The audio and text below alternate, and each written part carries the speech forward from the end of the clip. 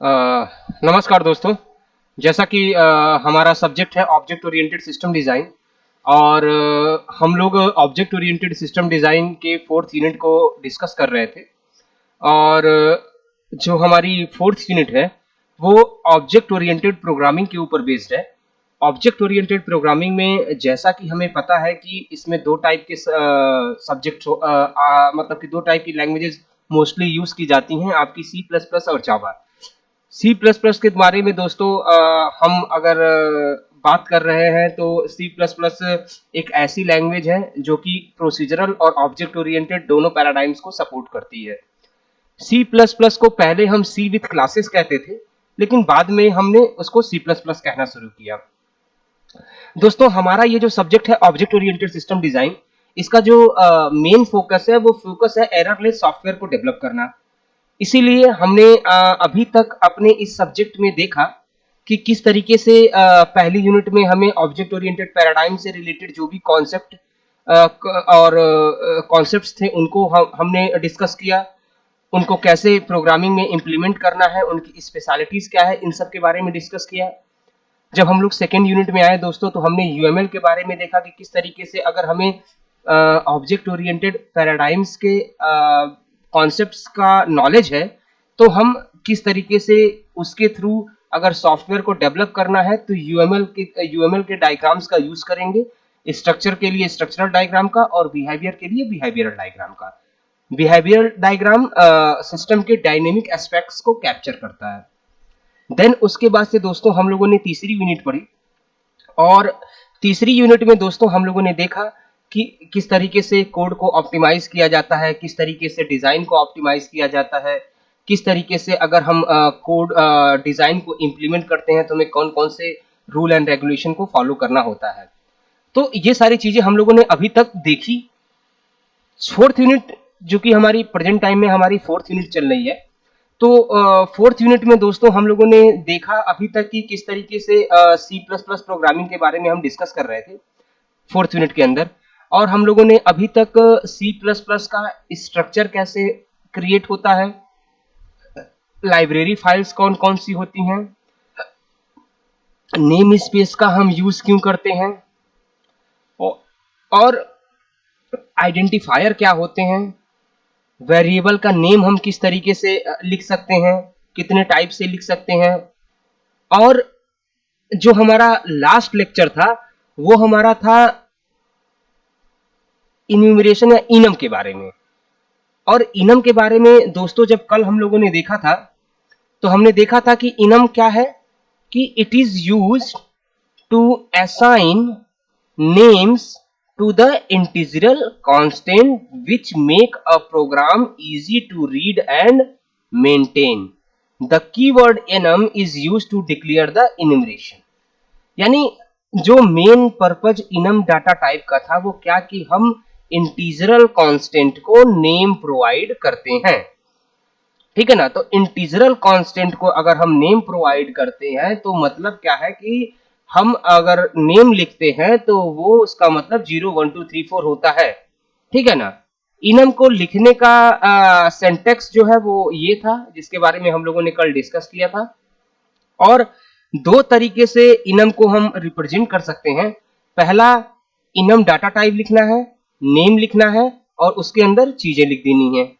दूसरा, enum data type लिखना है, नेम लिख देना है और उसके अंदर चीजें लिखनी है और चीजों के साथ आप वैल्यू भी असाइन कर सकते हैं।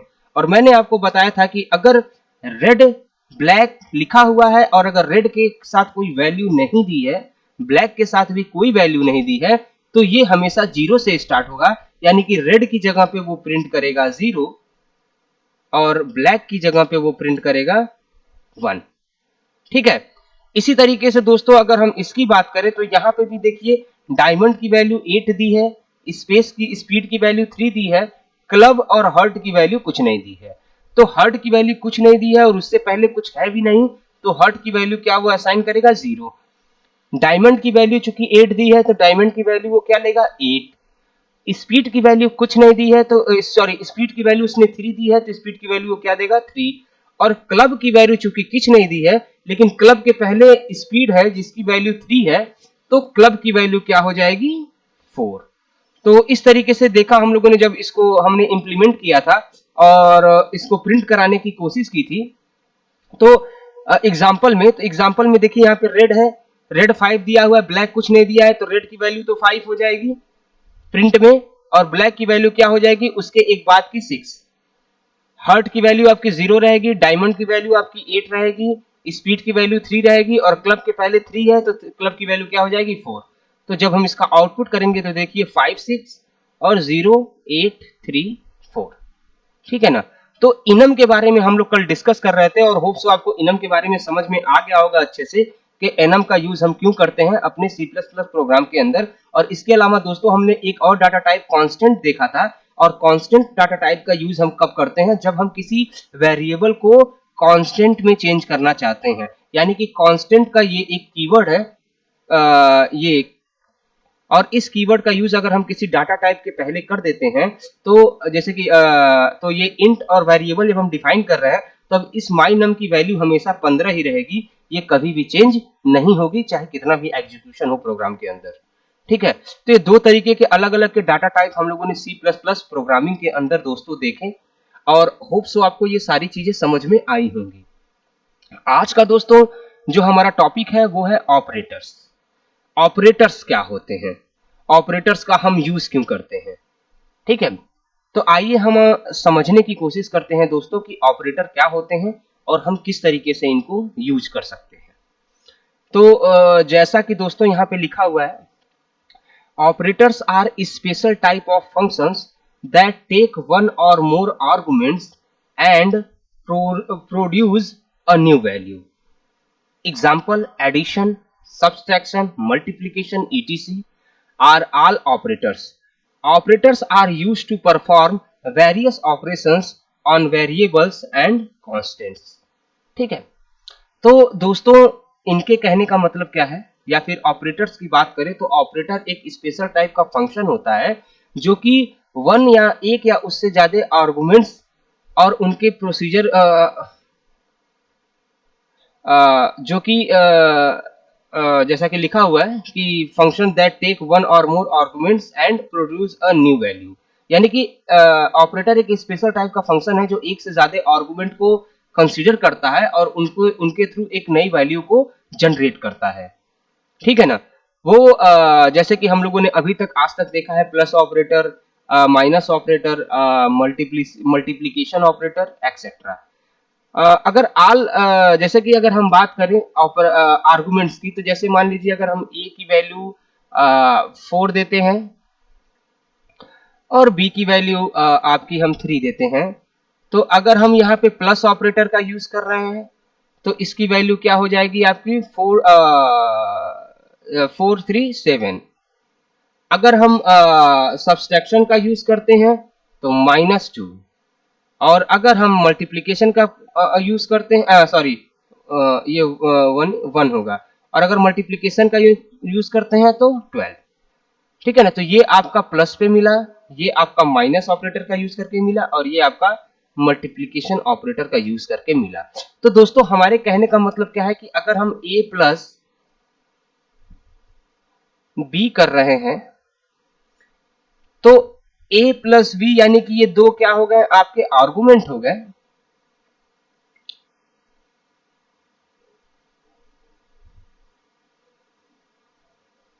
और इन दोनों को जब हम ऐड कर रहे हैं यानी कि 4 + 3 कर रहे हैं, तो हमें एक नई वैल्यू मिल रही है जिसकी वैल्यू जो है 7। जैसा कि देखिए लिखा हुआ है कि ऑपरेटर आर यूज टू, जैसा कि लिखा हुआ है कि यहाँ पे कि operator is a special type of function that takes one or more arguments and produce a new value. ठीक है ना। दोस्तों अगर C++ में ऑपरेटर की बात करें तो कई सारे ऑपरेटर यूज होते हैं। आपके असाइनमेंट ऑपरेटर यूज होता है, बिटवाइज ऑपरेटर यूज होता है, शिफ्ट ऑपरेटर यूज होता है, यूनरी ऑपरेटर यूज होता है, टेनरी ऑपरेटर यूज होता है, कॉमा ऑपरेटर यूज होता है, रिलेशनल ऑपरेटर यूज होता है, लॉजिकल ऑपरेटर यूज होता है, और मैथमेटिकल ऑपरेटर्स भी यूज होता है। ठीक है ना। तो यानी कि ये सारे के सारे ऑपरेटर हैं, और ऑपरेटर हमें जैसा कि पता है कि एक अलग टाइप का फंक्शन है, जो अलग टाइप के फंक्शन को अगर एक तरीके से कहें कि ये मतलब कि अगर एक तरीके से कहें कि एक स्पेशल टाइप का फंक्शन है जो कि कोई ना कोई जो एक से ज्यादा आर्गुमेंट्स के ऊपर परफॉर्म होके एक नई वैल्यू को जनरेट करता है। ठीक है। तो दोस्तों होप सो आप लोग को यहाँ तक चीजें समझ में आ गई होंगी कि ऑपरेटर एक्चुअल में है क्या।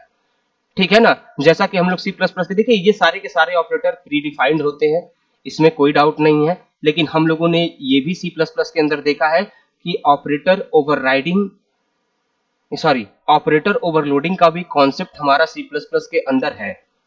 ठीक है ना। और ऑपरेटर ओवरलोडिंग हमें ये बताता है कि अगर हमें जैसे कि सपोज कीजिए कि ये प्लस ऑपरेटर है, ठीक है ना। और ये प्लस ऑपरेटर जो है, ये प्लस ऑपरेटर यूज होता है दो इंटीजर वैल्यू को ऐड करने के लिए। ठीक है ना। ये प्री डिफाइंड है। लेकिन अगर हम इसी ऑपरेटर को एक कुछ एडिशनल पावर दें कि ये स्ट्रिंग को भी ऐड कर सके, ठीक है ना, तो ये हो गया ऑपरेटर ओवरलोडिंग। यानी कि अब क्या है कि ये 4+3 है तो उसको भी ऐड करके 7 देगा। और अगर हम a की वैल्यू a कर दें और b की वैल्यू b कर दें तो इसको भी ऐड करेंगे, तो स्ट्रिंग को ऐड कर रहे हैं तो a ba में उसको कन्वर्ट कर दे रहा है। ठीक है ना। तो इसको हम ऑपरेटर ओवरलोडिंग कहते हैं। तो दोस्तों ऑपरेटर प्रोग्रामिंग में एक काफी इंपॉर्टेंट रोल प्ले करता है। अगर ऑपरेटर्स का यूज ना हो कर अगर हम ना करें तो हमारा प्रोग्रामिंग इंप्लीमेंटेशन हो ही नहीं पाएगा। ठीक है। तो हमें हमेशा ऑपरेटर के ऊपर फोकस करना होता है कि हमारा ऑपरेटर किस तरीके का होगा, कहाँ पे कौन सा ऑपरेटर हमें यूज करना है। ठीक है ना। जब तक ये हम तभी कर पाएंगे दोस्तों जब हम सारे के सारे ऑपरेटर्स के बारे में सही से समझें, जाने कि ऑपरेटर होते क्या हैं और किस तरीके से उनका यूज किया जाता है। ठीक है दोस्तों। क्योंकि देखो दोस्तों मैंने आपको बार बार कहा है कि नंबर ऑफ ऑपरेटर्स देखिए यहाँ पे कितने सारे ऑपरेटर्स हैं। लेकिन अगर हमें ये नहीं पता होगा कि कहाँ पे असाइनमेंट का यूज करना है, कहाँ पे बिटवाइज का यूज करना है, कहाँ पे शिफ्ट ऑपरेटर का यूज करना है, कहाँ पे यूनरी ऑपरेटर का यूज करना है, कहाँ पे टेनरी ऑपरेटर का यूज करना है, कहाँ पे कॉमा का, कहाँ पे रिलेशनल ऑपरेटर का, कहाँ पे लॉजिकल का, कहाँ पे मैथमेटिकल ऑपरेटर्स का, तो अगर जब तक हमको ये नहीं पता होगा कि कहाँ पे कौन से ऑपरेटर्स का यूज करना है, ठीक है ना, जब तक हमें ये नहीं पता होगा कि कहाँ पे कौन से ऑपरेटर का यूज करना है, तब तक हम सही जगह पे सही ऑपरेटर का यूज नहीं कर पाएंगे। तो आइए हम समझने की कोशिश करते हैं बारी बारी सारे ऑपरेटर्स के बारे में। Hope so.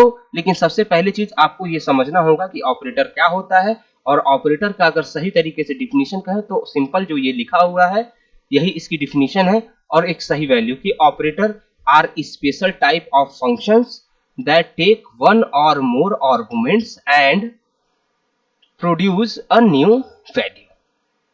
ठीक है। आइए तब देखते हैं टाइप ऑफ ऑपरेटर्स की बात करें तो जैसा कि देखिए लिखा हुआ है assignment operator, mathematical operator, relational operator, logical operator, bitwise operator, shift operator, unary operator, ternary operator, comma operator, यानी 1 2 3 4 5 6 7 8 9 टोटल 9 ऑपरेटर का यूज सी प्लस प्लस के अंदर किया जाता है दोस्तों। ठीक है ना। टोटल कितने ऑपरेटर्स का यूज किया जाता है? टोटल 9 ऑपरेटर का यूज सी प्लस प्लस के अंदर दोस्तों हम लोग करते हैं। और होप सो आप लोगों को ये 9 ऑपरेटर के बारे में थोड़ा बहुत नॉलेज हो भी। लेकिन फिर भी चलिए हम आपको समझाने की कोशिश करते हैं एक एक ऑपरेटर के बारे में कि एक एक ऑपरेटर एक्चुअल में क्या रोल प्ले करता है। तो सबसे पहला नंबर आता है आपका असाइनमेंट ऑपरेटर का, जिसको हम इक्वल टू कहते हैं। ठीक है ना। तो आइए समझते हैं असाइनमेंट ऑपरेटर क्या होता है। तो जैसा लिखा है operate this is used for assignment। It takes the right hand side called R value and copy it into the left hand side called L value। ठीक है ना। यानी कि राइट हैंड साइड में हम R value right hand it take the right hand side, इसको हम कहते हैं R वैल्यू, और उसके कॉपी को रखते हैं लेफ्ट हैंड साइड में जिसको हम कहते हैं L वैल्यू। यानी कि अगर एक तरीके से कहें तो अगर हम a इज इक्वल टू 3 लिखते हैं तो आपका 3 क्या है? आपका 3 हो गया r वैल्यू और आपका a क्या हो गया? l value. ठीक है। Assignment operator is the only operator which can be overloaded but can not be inherited. ठीक है ना, यानी इसको ओवरलोड किया जा सकता है लेकिन इनहेरिट नहीं किया जा सकता। ठीक है, तो आइए देखते हैं। तो मेनली क्या है कि देखिए असाइनमेंट ऑपरेटर के बारे में कहने का मतलब क्या है कि सिंपल असाइनमेंट ऑपरेटर किसी का यूज हम तब करते हैं जब हम किसी वेरिएबल के अंदर किसी वैल्यू को रखना चाहते हैं। ठीक है ना, तो जो वेरिएबल होता है वो हम लेफ्ट हैंड साइड में लिखते हैं, उसके बाद से फिर हम असाइनमेंट ऑपरेटर का यूज करते हैं और असाइनमेंट ऑपरेटर का यूज करने के बाद दोस्तों देन उसके बाद से हम लोग क्या करते हैं, मतलब सबसे पहले हम लोग असाइनमेंट ऑपरेटर का यूज करते हैं और असाइनमेंट ऑपरेटर का यूज कर लेने के बाद फिर हम उसके राइट हैंड साइड में उस पर्टिकुलर वैल्यू को रखते हैं। तो क्या होगा कि जैसे हमने a इज इक्वल टू 3 लिखा तो इसका मतलब क्या है कि a एक वेरिएबल है जिसके अंदर 3 वैल्यू को रखा गया है। यानी कि अगर हम a को कॉल कर रहे हैं तो मतलब हम किसको कॉल कर रहे हैं? 3 को। ठीक है ना दोस्तों, तो that is called assignment operator. ठीक है, तो सिंपल होप सो आपको समझ में आ गया होगा दोस्तों कि असाइनमेंट ऑपरेटर क्या होता है। सिंपल कि दो इसमें एक आपका वेरिएबल होता है, फिर लेफ्ट हैंड साइड में फिर आपका असाइनमेंट ऑपरेटर होता है और राइट हैंड साइड में उसकी वैल्यू होती है। जो वैल्यू राइट हैंड साइड में होती है वो वैल्यू क्या कहते हैं, copy it into the left hand side, यानी कि वो वैल्यू लेफ्ट हैंड साइड में कॉपी हो जाती है। यानी कि लेफ्ट हैंड साइड में जो हमने वेरिएबल लिखा है वो वेरिएबल की वैल्यू आपकी लेफ्ट हैंड साइड में होती है। ठीक है ना, यानी कि जो लेफ्ट हैंड साइड में जो हमने वैल्यू लिखी है वो किसको असाइन की गई है? जैसे कि ये 3 है तो 3 किसको असाइन कर हो गया है? a को। यानी अब a की वैल्यू क्या हो जाएगी? आपकी 3 हो जाएगी। क्या हो जाएगी दोस्तों? a की वैल्यू आपकी हो जाएगी 3। ठीक है दोस्तों, तो होप सो आपको ये समझ में आ गया होगा। दूसरे ऑपरेटर की दोस्तों अगर हम बात करें तो दूसरा ऑपरेटर हमारा मैथमेटिकल ऑपरेटर है। तो आइए देखते हैं मैथमेटिकल ऑपरेटर क्या होता है। तो there are operators use to perform basic mathematical operations, यानी कि जो मैथमेटिकल ऑपरेशंस होते हैं वो बेसिक मैथमेटिकल ऑपरेशंस को परफॉर्म करने के लिए यूज किए जाते हैं।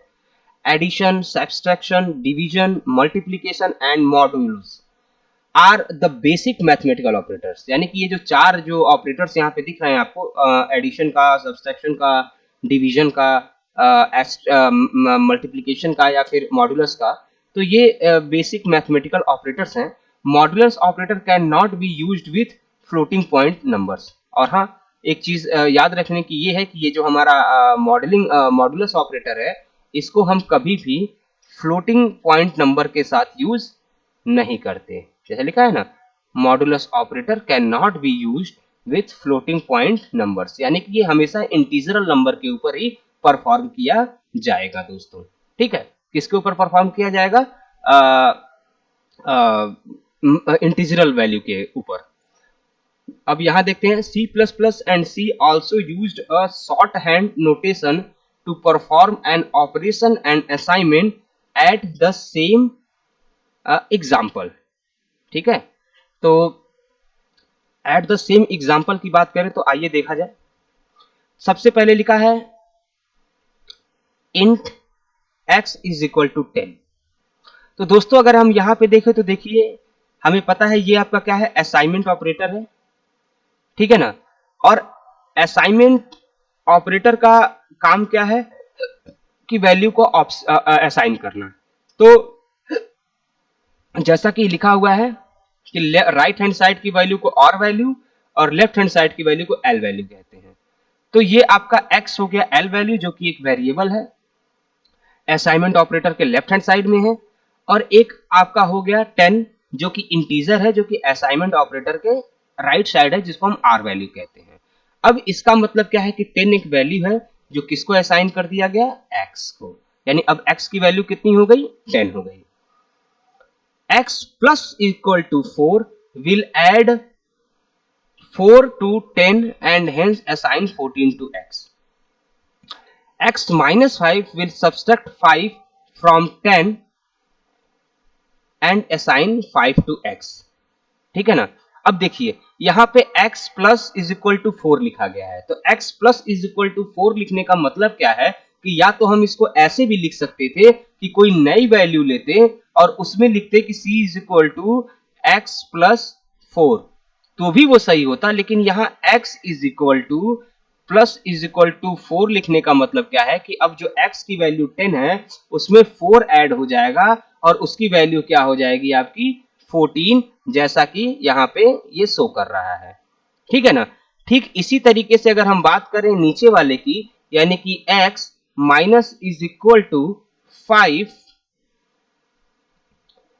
ठीक है ना, x is minus is equal to 5, तो यहाँ पे क्या होगा कि अब x की वैल्यू नॉर्मली अगर हम ऐसे लिखते हैं कि c is equal to 10 minus 4, sorry 10 minus 5, तो आपकी वैल्यू 5 आती c की वैल्यू। लेकिन अगर हमने ये लिख दिया है कि x minus is equal to 5, तो ऑलरेडी क्या हो जाएगा, ये x में से की वैल्यू में से 5 माइनस हो जाएगा और x की वैल्यू आपकी क्या हो जाएगी 5, तो जैसा कि देखिए लिखा हुआ है। ठीक है ना। तो दोस्तों ये मैथमेटिकल ऑपरेटर था। होप सो आपको मैथमेटिकल ऑपरेटर के बारे में समझ में आया हो कि एक्चुअल में मैथमेटिकल ऑपरेटर है क्या और किस लिए हम मैथमेटिकल ऑपरेटर का दोस्तों यूज करते हैं।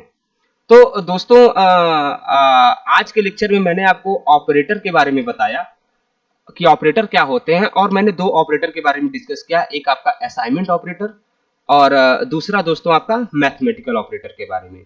ठीक है, तो आज के लिए दोस्तों हम इतना ही रहने देते हैं। नेक्स्ट लेक्चर में हम आगे वाले जितने ऑपरेटर हैं उनके बारे में डिस्कस करेंगे। ठीक है दोस्तों, आज के लिए इतना ही। Thank you very much.